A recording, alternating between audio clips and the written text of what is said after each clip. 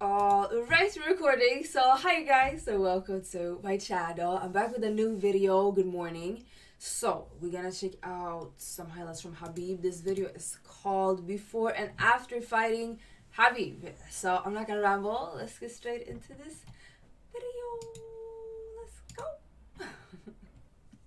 All right. I told you guys, we're gonna make him humble.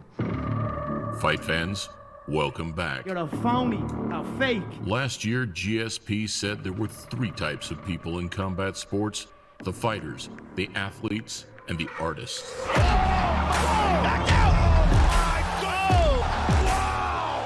But with a relentless work ethic, insane natural ability, and dominance in all areas, the choice regarding Russia's undisputed lightweight king isn't so straightforward. He's so strong.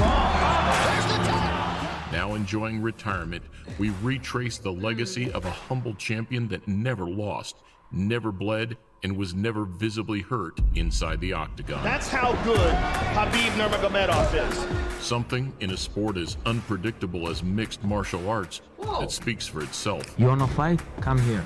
Inside the cage, come. Here we look at opponents before and after fighting Khabib Nurmagomedov. Welcome to a Motivedia presentation.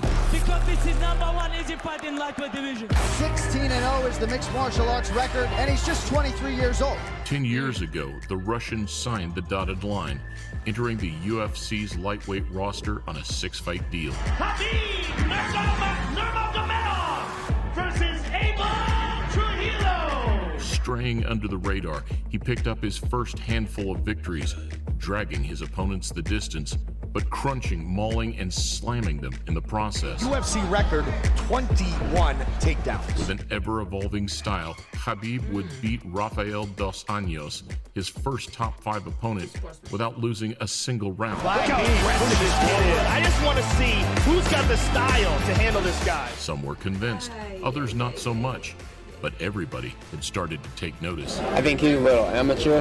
I think that he needs a little work. Khabib Nurmagomedov, before you were here, he's already in the press room somewhere telling everybody that'll listen, hey, he's undefeated, he deserves to be next. Is he what you think should be next? Hey, if they want him next, give him a shot. I'm ready. It would be 2 years later, following a series of freak knee injuries, that Khabib would finally be back in action. You're fat, you're slow, and you have no rhythm. I can't wait to shut your face with my hand. I'm gonna knock you out. Unfortunately, Tony Ferguson pulled out, facing health issues of his own, Still kind of a hard pill to swallow. leaving Pennsylvanian Daryl the Saint Horcher with the opportunity of a lifetime. Yeah, UFC give me fight versus Tony. What happened to Tony? 16 April, I'm here. Where's Tony? Tony's pull out? Please, shut up. I have fight, Daryl Horcher. I have to focus this guy. I don't think you can stand with me. There's nobody on the planet who can stand with me. All I do is touch you. Whether we're on the ground or we're standing up, that's all it takes. Obviously, there was better matchups that we could have on 9 days' notice than Khabib himself, but he's just a man. They're all the same. At the 160-pound catchweight, Horcher was a huge underdog. And as the fight unraveled, it became more and more apparent why. Big shots. Horcher's got to protect himself. I'm going to touch him, and he's not going to like my power. And that's the just of it. This could easily be stopped.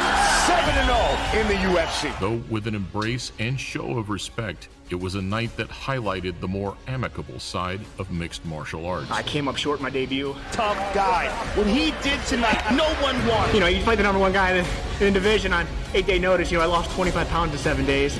I came off the couch. I hadn't trained in months. This was my real debut. The guy's an animal. I truly think he is the best lightweight in the world. Something else. With Eddie Alvarez sidestepping Khabib in exchange for Red Panty Night, You're blessed that I chose to whoop you next. it was another tough, quick, and confident American that would take his place. I'm about to go celebrate with my team in the back, and we're getting ready for soon. I went on that New York card. Anybody, let's go. First of all, I have to beat Michael Johnson. Michael Johnson already beat Tony Ferguson, Barboza, a lot of tough guys. He's not easy fight. Tony aside, Michael Johnson was the only man calling out Khabib and labeling him as one-dimensional. No, I'm here to take care of business. I'm here to fight. I'm here to get a win, and that's all it is. I don't think we're gonna see a new Khabib. We haven't seen him progress his game at all. I hope he tries to test it out on me Saturday. I'm looking forward to that one. Whilst Johnson too deserves credit for stepping up to the plate, his fate was no less brutal. It almost seems like they're shocked at how strong he is. Listen, that is pounding Michael Jones. I go to smash your boy. Make no mistake. Talking to him in the process, the Eagle swept him up, dropped him, and then drowned him. Ну, я мог ему сломать руку, я ему 2-3 раза говорил, чтобы он сдался. Аккуратно делал, потому что этот болевой, который, если она ломается, она, ну, больше не восстанавливается, эта рука прежняя.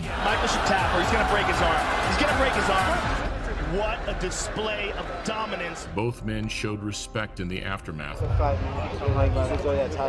Khabib's focus quickly switched to the lightweight title and one man in particular. I want to fight with your chicken because this is #1 easy fight in lightweight division. I think I deserve this, but this is up to main event. Because if Conor win, of course he no take this fight. Who presented the toughest challenge in your opinion? I mean, that's got to be Khabib. I mean, come on. I mean, he's just. Khabib would get his shot at the lightweight strap in early 2018, but 5 months prior, it was Edson Barboza that would look to halt the Russian's route to the top. Khabib, I know he's a true fighter, but Conor, I prefer don't talk about him because he's not a true fighter. On the back of 3 convincing wins, Barboza jumped at his chance to face the very best. 2 best lightweights in the world fighting, you know. He definitely one of the best, I mean one of the best, and that's making me very excited for this fight. The fight itself felt like a slow, brutal execution. You know, Jordan in his prime, you just can't cover the guy. It's almost like he's the only one on the court. Yeah. Nurmagomedov, it was like he was the only one in the cage. Dominance by Khabib Nurmagomedov. Fight of the night, and a reminder of just how good Khabib really was. What does make him so special? Everybody know his game. Everybody know his game plan, and nobody can stop him. I think definitely one of the best of all the time. That's a lot. Now, if UFC give me 1 hour rest, I can fight. Everybody knows his game plan, what he's gonna do, and you can't stop it. One more time with Conor or Tony, that no problem. Nah, Khabib looked terrible in that fight. He's just barreling down, coming straight forward like a tank. You know, I got a little more style than I got a little more. I think it's a bit vain, but Khabib, because I'm probably his biggest fan in the UFC, so. You really think he looked terrible in that fight? Khabib? Yeah, the man looked the same that he did a couple years ago. After another Tony Ferguson injury, coupled with some replacement drama. They checked, they looked at me, and they said, "You don't look good. You can't do it." That's all that happened, and I walked out. It was Al Iaquinta, a former championship wrestler with fantastic takedown defense, who'd be up next with a chance to snatch the vacant lightweight title. You'd have to pay me $2 million to fight, or $1 million to fight Khabib. I don't want to fight that guy. You see what happened to Barboza? What, nuts? They're getting beat up to the point where they want out. And that's something that you're never going to see with me. So this week they asked me fight with 5 different guys. If you can bring King Kong and he can make 155, let's go. The New Yorker's takedown defense and awareness was indeed on point. That was very intriguing was the fact that Iaquinta was able to get back up. Unfortunately for him, this was the night we found that Khabib's striking had improved greatly. Khabib was hitting his opponent and not getting hit back. Iaquinta's performance drew a lot of praise, supposedly laying the blueprint to beat the Russian. He's cool, calm under pressure. He got out of it, and then he was like, all right, that's it. Now I'm going to kill you. But with the American referring to him as a monster post-fight, it was still going to take something otherworldly to stop him. Now I want to fight with George St. Pierre in New York, Madison Square Garden. Hey! He's good in certain positions. He's amazing at. And he's also amazing at getting to the positions that he's amazing. You're a monster, Hey, good job. Whoa. Send a message, hey, come here, this place, and that's it. Thus far in his career, Khabib's grace and humility had repelled the majority of bad blood or trash talk.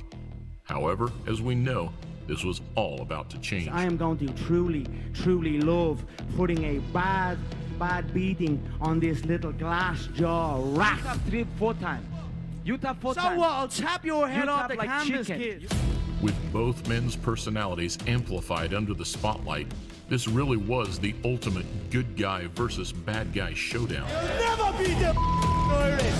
You will never beat the Uris. Saying it will be the biggest fight in history. Fight fans were still pinching themselves as the two made the walk to the octagon. This is not Eddie Alvarez or Jose Aldo. This is a completely different fighter.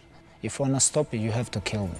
But for the Irishman, the dream slowly turned into a nightmare. Connor's getting lit up. He begged me, please, don't kill me, you know. Khabib brought his best to the octagon, which was shortly followed by his worst. I couldn't believe my eyes while it was happening. Oh no, total chaos here. A bittersweet ending to the sport's highest-grossing pay-per-view. Connor gets a hard time about his cardio all the time, but who has Khabib faced that didn't look like that after 2 rounds? I just misinterpreted his efficiency. He was very efficient and he took shots well. A lot of people have been asking me questions like, what do I see weaknesses in Khabib's game, or where do I think he makes mistakes? And I don't really need him to be weak for me to be strong, you know? I don't need huge glaring holes. I'm going to create them. What are your plans as champion? I just want to mold people. This is what I want to do. I'm going to wrestle with him all night, make him tired and make him tap. This is my plan. A year later, after putting the ugliest scenes of his career behind him, Khabib's attention turned to another man who was tearing through the lightweight division. Dana, Sean, Khabib, let's go! Poirier didn't bring the drama like Conor, but as an all-rounder with game-changing power, it was a clash that lit up the imagination in equal measure. I'm going to make something special happen September 7th in Abu Dhabi. I'm going to shock the world.